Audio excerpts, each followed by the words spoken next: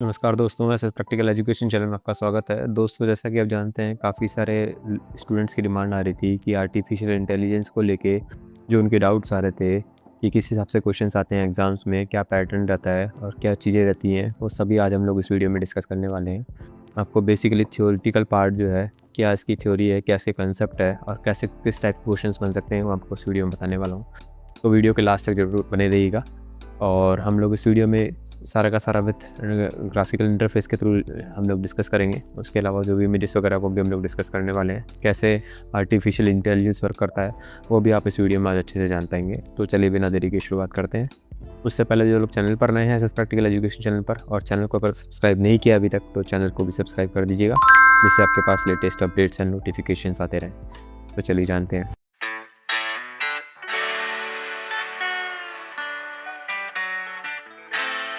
अब बात करें दोस्तों एक one of the big topic NLP. तो एनएलपी दोस्तों इटसेल्फ काफ़ी बड़ा टॉपिक है, जिसको मैं एक सेपरेट वीडियो में आप लोगों के साथ क्रिएट कर दूंगा, ठीक है। बट फॉर नाउ एनएलपी के बारे में थोड़ा बहुत जान लेते हैं कि एनएलपी क्या होता है। तो एनएलपी जो है दोस्तों, ये अगेन एआई की एक ब्रांच है, ठीक है, जो कि कंप्यूटर को अंडरस्टैंड करती है, इंटरप्ट करती है एंड रेस्पॉन्ड करती है ह्यूमन लैंग्वेजेस को।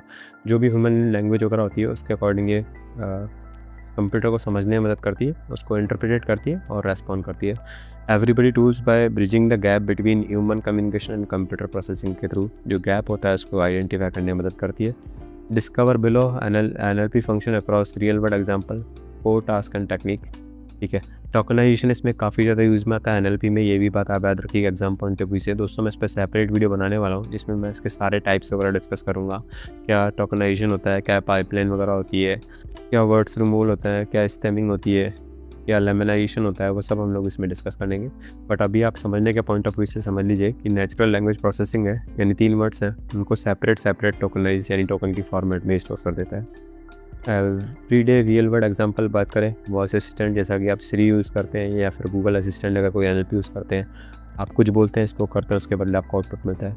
ईमेल स्पैम अलर्ट हो गया, मशीन ट्रांसलेशन हो गया, जनरेटिव एआई हो गया, चैटबॉट्स वगैरह हो गए जो हम लोग यूज़ करते हैं, तो इसका एग्जांपल हो गया।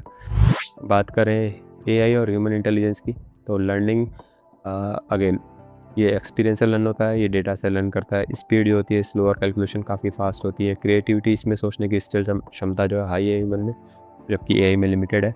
इमोशंस जो है उसमें प्रेजेंट है, जबकि इसमें कोई इमोशंस नहीं होते एआई में। आप इसको जैसा बोलोगे वैसे ही रिएक्ट करेगा। एक्यूरेसी एरर प्रोन की वजह होती है कि ये हाईली एक्यूरेट होता है। अडेप्टेबिलिटी की बात करें तो ये काफ़ी ज़्यादा फ्लेक्सिबल होता है और काफ़ी ज़्यादा टास्क डिपेंडेंट होता है। एप्लीकेशन दोस्तों मैं इसमें ज़्यादा टाइम आपका नहीं लूँगा, क्योंकि एग्जाम पॉइंट ऑफ व्यू से इतना ज़्यादा इंपॉर्टेंट नहीं है ये। थ्योरेटिकल जो ऊपर वाले आपने टाइप्स पढ़े वो काफ़ी ज़्यादा इंपॉर्टेंट है। बट आप पे हेल्थ केयर हो गया, बैंकिंग डोमेन हो गया, एजुकेशन हो गया, ट्रांसपोर्टेशन हो गया, एग्रीकल्चर हो गया, क्रॉप मॉनिटरिंग में, पेस्ट डिटेक्शन में, स्मार्ट इरीगेशन में, इन सब जगह पे यूज़ में आता है ये। ई कॉमर्स साइट्स में यूज़ में आता है। साइबर सिक्योरिटी में काफ़ी ज़्यादा इसका यूज़ हो रहा है। इंट्यूशन डिटेक्शन, मालवेयर डिटेक्शन में काफ़ी ज़्यादा दोस्तों एआई यूज़ में आ रहा है। तो इसके कुछ ये एप्लीकेशंस हो गई। ब्रांच या सब फील्ड की बात करें तो मशीन लर्निंग इसका एक ब्रांच हो गया, एक डीप लर्निंग हो गया। इन पे पूरे पे सेपरेट वीडियो मैं बनाने वाला हूँ। एक नेचुरल प्रोसेसिंग लैंग्वेज एनएलपी होगा। कंप्यूटर विजन हो गया, ये ज़्यादा बड़ा नहीं है, मशीन लैंग्वेज जो है उसका फेस डिटेक्शन वगैरह में काम में आता है। रोबोटिक्स हो गया, powered machines perform by physical task perform करते हैं। एक्सपर्ट सिस्टम जैसा कि हमने ऊपर अभी देखा, ये हॉस्पिटल मैनेजमेंट सिस्टम है, तो नॉलेज बेस पे जो हम लोग क्रिएट करते हैं। मेडिकल डायग्नोस सिस्टम, तो ये इसके कुछ जो है ये सब ब्रांचेस हो गई। लाइक मशीन लर्निंग हो गया, जिसमें हम लोग machine learns from data without explicit programming. Deep learning में जो subset of ML using neural networks with mainly layers के थ्रू जो है इमेज रिकॉग्निशन वगैरह हो गया, इमेज को रिकॉग्नाइज करना, बेसिकली डीप लर्निंग का ये पार्ट हो गया। और complex multi layer neural networks for advance feature. NLP की बात करें, वही वॉइस ओवर डेटा हो गया। बेसिकली जब कभी वॉइस का कंसेप्ट आया दोस्तों, आँख बंद करके एनएलपी पे टिक कर दीजिएगा। वॉइस जहाँ पे भी आएगा वहाँ पे नेचुरल लैंग्वेज प्रोसेसिंग एनएलपी हम लोग यूज़ करते हैं। तो उसको कैसे यूज़ करते हैं वो हम लोग देखेंगे। Computer vision, machine interprets visual information. आप कुछ फेस डिटेक्शन करना है, या आजकल जो फिंगरप्रिंट की बदले आंखों से जो वेरिफिकेशन होता है, ठीक है, अटेंडेंस वगैरह का, तो वो भी कंप्यूटर विजन्स में आता है। रोबोटिक्स, फिजिकल एक्टिविटी परफॉर्म करना, ह्यूमन को पूरी तरह से रिप्लेस कर देता है। वही भी जो हम लोग को पार्ट्स वगैरह उठाने हैं, उसको एक प्लेस से दूसरे प्लेस रखना है, तो रोबोटिक्स वगैरह का तो हो सकता है। और एक्सपर्ट सिस्टम तो अगेन जो हम लोग का मेडिकल सिस्टम है, वो एग्जाम्पल आप हमेशा याद रखिएगा एक्सपर्ट सिस्टम के लिए, जैसा मैंने आपको ऊपर बताया। बात करें नॉलेज रिप्रेजेंटेशन की, तो नॉलेज लॉजिकल रिप्रेजेंटेशन होता है।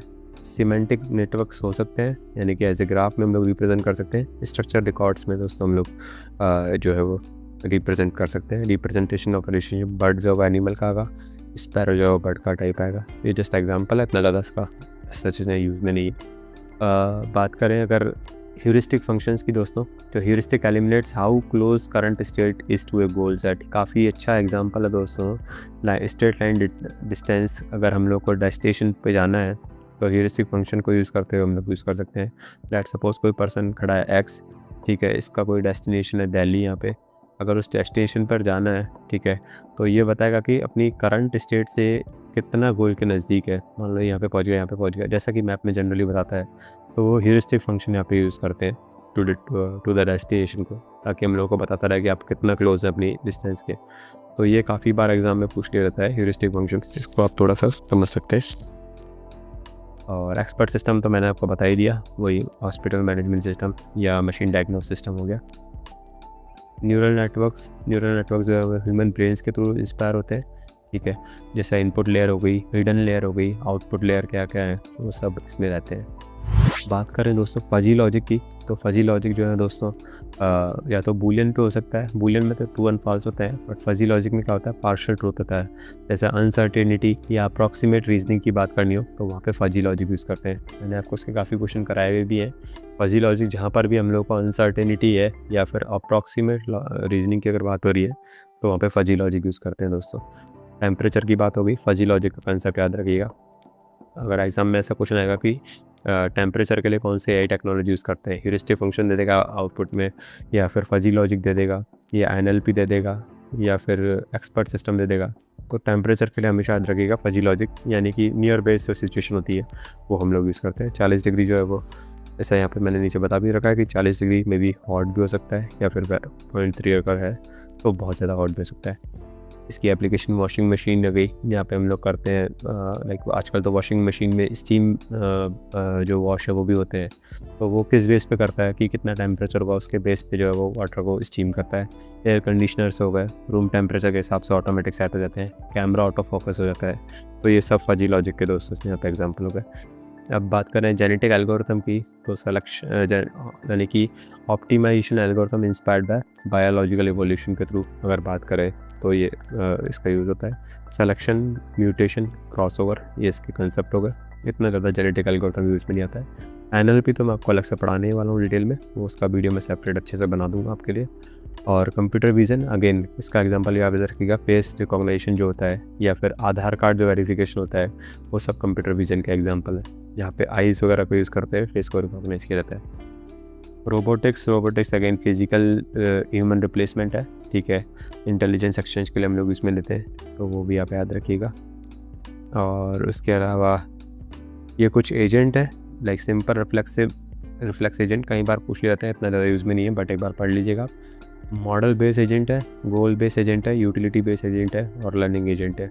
तो ये एजेंट भी आप याद रखे जा सकते हैं, एग्जाम पॉइंट ऑफ व्यू से काफ़ी हेल्प करेंगे आपको। कोई ज़्यादा यूज़ में नहीं है। गोल बेस्ड होगा, गोल ओरिएंटेड होगा। यूटिलिटी बेस मैक्सिमाइज यूटिलाइज करेगा।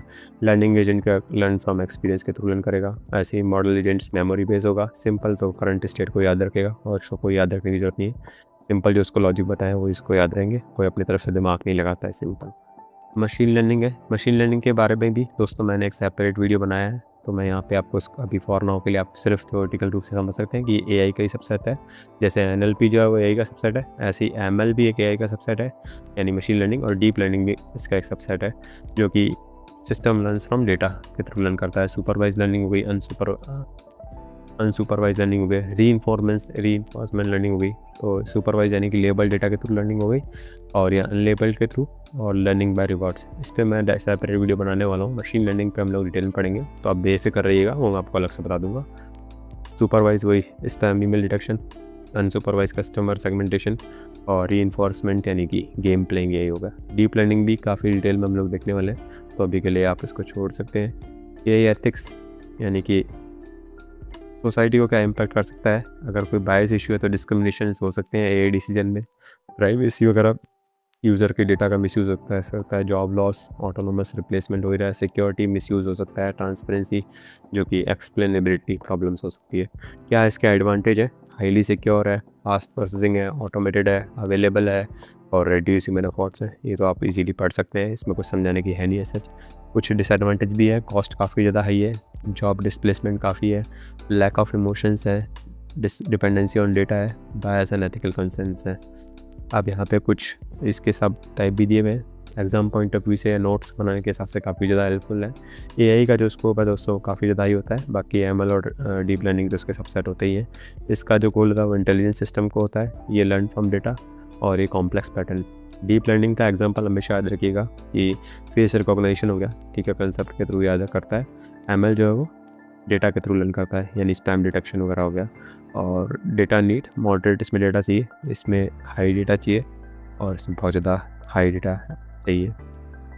और इस एग्जांपल एक्सपर्ट सिस्टम हो गया, ये स्पैम डिटेक्शन हो गया, फेस रिकॉग्निशन हो गया। रियल लाइफ यूट्यूब में जो वीडियो रिकमेंडेशंस में आते हैं, लेट्स सपोज आज अगर आप एआई का भी वीडियो देख रहे हैं तो आपको कल जो है वो एआई के भी सारे वीडियो दिखाएगा। जीमेल स्पैम फिल्टरिंग में यूज़ होता है, उबर वगैरह या फिर ओला वगैरह कैब होती है, रूट को कैसे ऑप्टिमाइज़ करना है, कौन सा शॉर्टेस्ट पाथ लेके जाना है, उसमें हम लोग यूज़ करते हैं।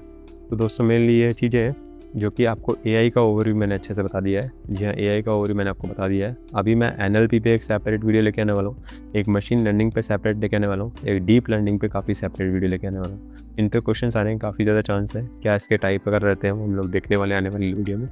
तो अभी के लिए इतना ही। चैनल पर नए हैं तो चैनल को भी सब्सक्राइब कर दीजिएगा और थैंक यू सो मच दोस्तों for watching the video and have a good day.